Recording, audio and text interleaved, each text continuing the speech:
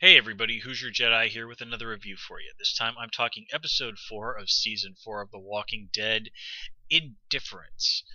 And I can't really say that I think that this is a very adept title for this episode because, well, people genuinely do care about what's going on in their lives. In fact, it's really caring too much that's sort of Carol's problem this episode. But that said, let's just kind of get into things. And really, at the end of the day, this is very much Carol's story. She is kind of the tent pole of everything that's going on here. And it's set up very nicely with the little speech she has with her unofficial daughter at the beginning of the episode. And I like it how when the girl is going on about how, we all change, talking about how she's going, if she survives, she'll grow up to be an adult, and that she'll be different, and this is true. And she kind of goes on that basically that walkers are the people that they were before, just different. And she doesn't really understand the difference that Carol is really trying to drive home to her. And of course that difference is that while we get older, and we do change. Just kind of looking back at my life, when I was a kid, when I was a teenager, when I was in college, and where I am now, I can see the core of who I am in those other versions of myself from the past. But the thing that the kid is missing, I forget which one she is that in all of those situations, I was still a human being. I was still myself. That which made me me was still there.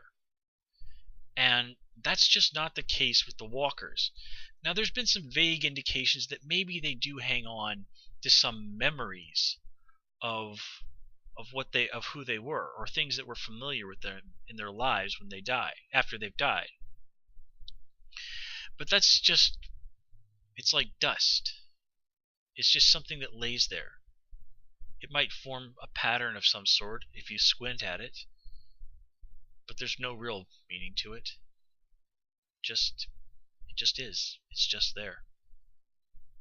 There is no humanity in the walkers, and, well, we've seen that many, many times before. In fact, there's often no humanity left in so many of the people out there in the world in the Walking Dead universe. And even the people who've still managed to hold on to their humanity haven't always held on to what makes us good as people. Even Carol lost a lot of that when she killed Mike and Karen. She thought she was doing it for a good reason. And you can certainly understand Carol's point of view. But Rick points it out to her. You didn't know that those people were going to die. You didn't know that they were a threat to anybody besides themselves. And he basically even flat out says to Carol that it wasn't your decision to make. And Carol tries to, of course, justify it by saying, I was doing it to protect everybody, and I gave them a quick and merciful death.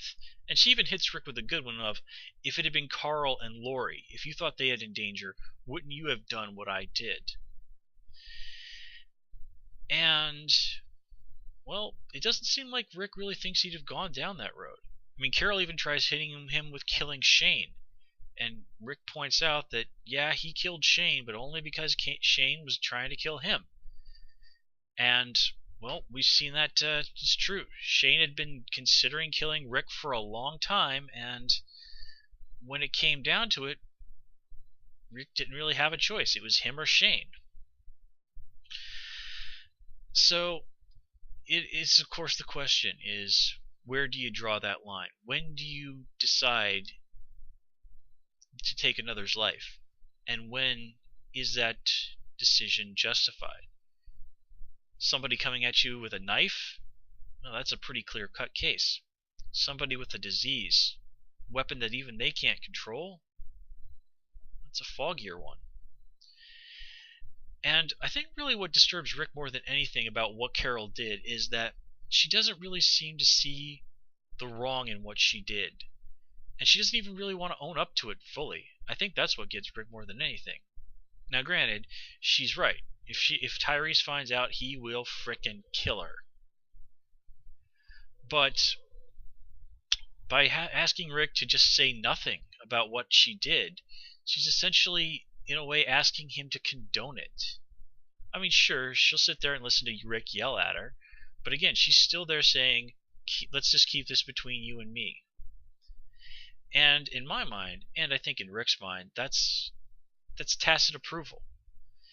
And while Rick has certainly done questionable things, Rick's been coming back.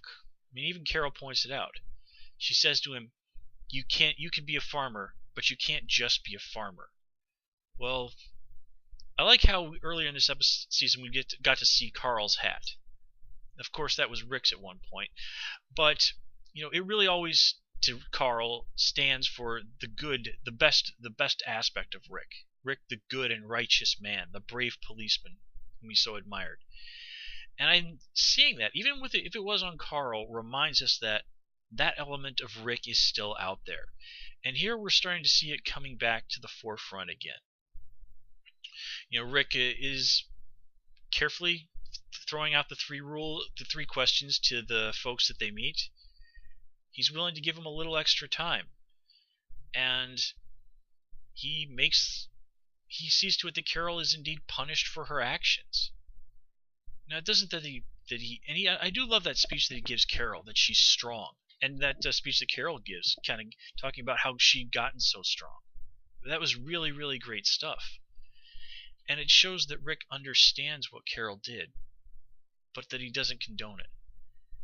And that he can't allow these sort of things to continue to happen, because if there isn't a line, if there isn't rules, and if they aren't enforced, then whatever they've built at the prison, no matter what happens with the disease, is doomed.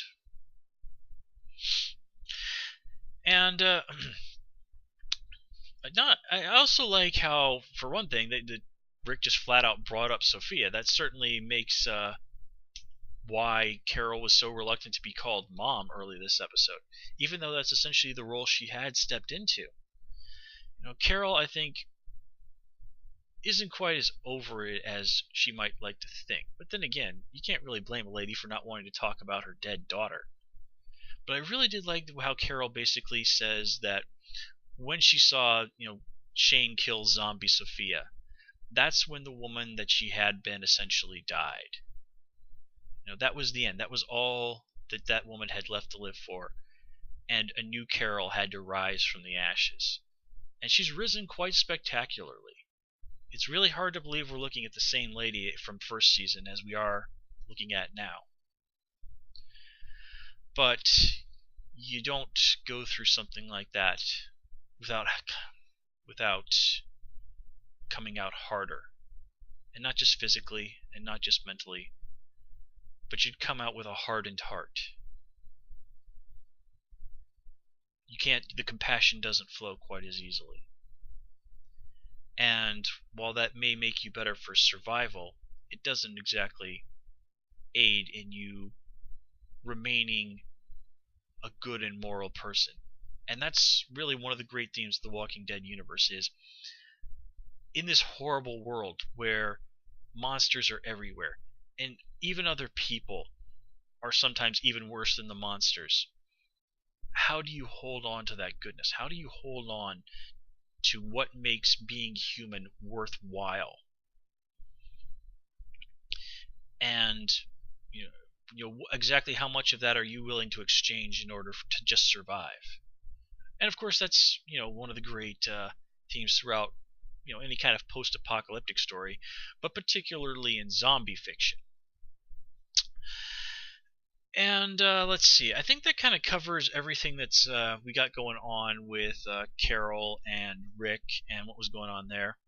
I didn't really particularly miss the characters that they found. Those Ed, and I forget the lady's name. No, it wasn't Ed. It was, I can't remember their names. They're probably dead, and we know the lady's dead.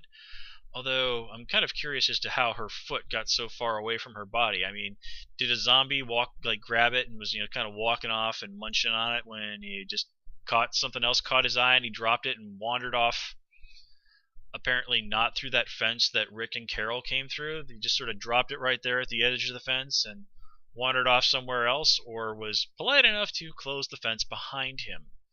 That doesn't quite make sense. At least not in my mind. And hey, speaking of stuff that doesn't make sense, the whole thing with Bob and Michonne looting the animal hospital. Okay, so the only thing that Bob had in his bag was that bottle of booze he found. The only thing? Seriously, Michonne was with him. He was alone for like just a couple of seconds, just long enough to grab that thing. And then he was with Michonne for the rest of the time, as near as I can tell. And she didn't notice him putting absolutely nothing else in his bag. It was everything was going in her bag. And she didn't even notice that the bag is like, hey, Bob, there's like one thing in your bag. What the hell, dude? Really? You know, unobservant is really not a word that I would particularly associate with Michonne. Now I did like that Bob kind of got some nice scenes where he talks about his guilt over, putting the bottle down, and ultimately that being what sort of triggered the reign of zombies. Now, we got a really great scene with Daryl there where he points out, Bob, that's BS. There's no way that was your fault. And he is pretty much right there. But I wasn't so fond of that scene on the little carport or whatever. First of all, there's like a horde of zombies like just there off to the side, and everybody's perfectly content to stand there and have this big confrontation with Bob right then and there. Well, there's literally, not 6 feet away, this like horde of zombies who are trying to claw and get at them. And then after they have that little conversation where they basically tell like Bob, if you screw up again, you're dead. We'll finish you ourselves. They just casually start walking away. Like all the zombies on the ground are just not going to notice and follow them. I mean, seriously, they're 6 feet away. Are the zombies just going to keep standing there while you guys hop down off that thing and run off to the car? I mean, that was just ridiculous. And they said that a bunch of the zombies, they were sick. So let me get this straight. There were lots of people who were at the veterinary hospital, and they died of the disease that apparently you guys have. Okay, so were those people like just hole up there? I mean, did these people come down with it like at the same, like shortly after the zombie outbreak? I mean, exactly what's going on here? It's really something that just doesn't quite make sense to me. I mean, obviously there's some of the zombies there were people who died from the disease, and there were apparently just like regular zombies too. Again, this doesn't really 100% make sense in my mind. And yeah, really that's about all I had to say about this episode. So I'm going to call it here. As always, please comment, rate, and subscribe. And of course, you can follow me on Twitter at Who's Your Jedi. Until next time, take care and have a good one.